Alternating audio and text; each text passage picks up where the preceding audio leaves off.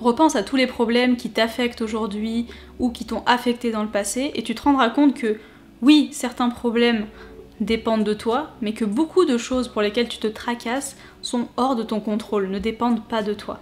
Ce qui dépend de toi, ce sont tes désirs, tes impulsions, tes jugements, tes opinions, tes représentations mentales, et surtout ce que tu décides de faire de ta propre vie, tes propres actions. Les choses qui ne dépendent pas de toi peuvent par exemple venir d'un élément extérieur, comme une catastrophe naturelle, un accident, la mort, mais elles peuvent aussi être des choses qui concernent des personnes proches. Par exemple, tu te préoccupes pour un proche parce que tu sens que la personne prend le mauvais chemin, donc tu vas peut-être te rendre malade en fait pour ça, sauf qu'en fait tu n'as pas de contrôle direct sur ça. Tu peux donner des conseils à la personne, tu peux faire tout ce que tu veux, tu n'as pas totalement le contrôle sur la situation parce que c'est la personne qui fait sa propre vie, qui fait ses propres actions et chacun qui est responsable. Même une personne jeune, même un adolescent, tu peux tout faire pour que la personne ne prenne pas un mauvais chemin, mais tu n'as pas un total contrôle sur la vie des autres. Et donc tu vas te rendre malade et te préoccuper pour quelque chose sur laquelle tu n'as pas de contrôle.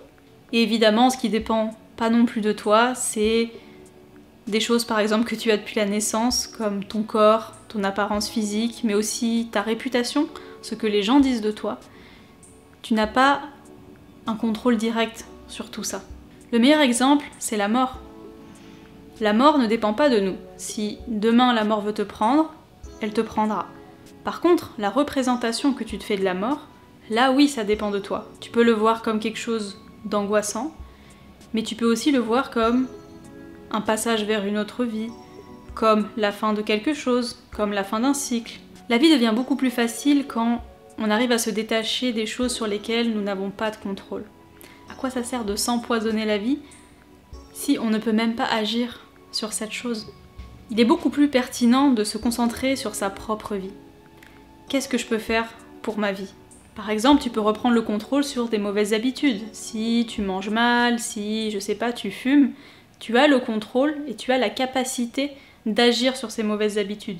Par contre, si c'est ton compagnon qui a des mauvaises habitudes et que toi ça t'agace, d'accord, tu peux essayer de l'aider, de lui dire, de le conseiller, mais au final ça sera lui qui prendra ses propres décisions et qui décidera de changer ou pas. Mais ce n'est pas toi. La prochaine fois que tu es préoccupé par quelque chose, pose-toi la question, est-ce que j'ai le contrôle sur ça? Ou est-ce que je n'ai aucun contrôle sur ça et je n'ai pas du tout la capacité de changer cette situation ou d'avoir une quelconque influence sur cette situation? Donc si tu ne peux pas avoir le contrôle sur cette situation, essaye de prendre du recul et d'être fataliste, si je puis dire, et te dire que tant pis c'est comme ça et que toi tu vas te concentrer sur les choses que tu peux changer toi-même.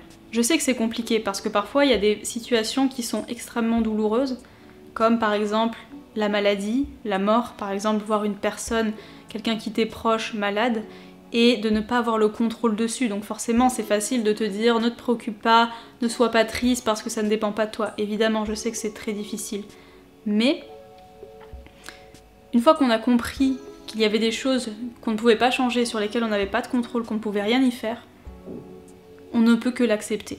Je sais c'est difficile, je sais la vie est parfois dure, la vie est parfois injuste, mais c'est important d'avoir toujours cette réflexion en tête.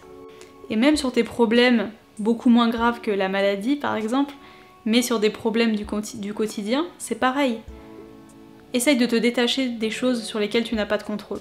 Concentre-toi sur ta vie, sur ce que tu veux faire de toi-même, sur ce que tu veux faire de ta vie, sur ce que tu veux améliorer dans ta vie.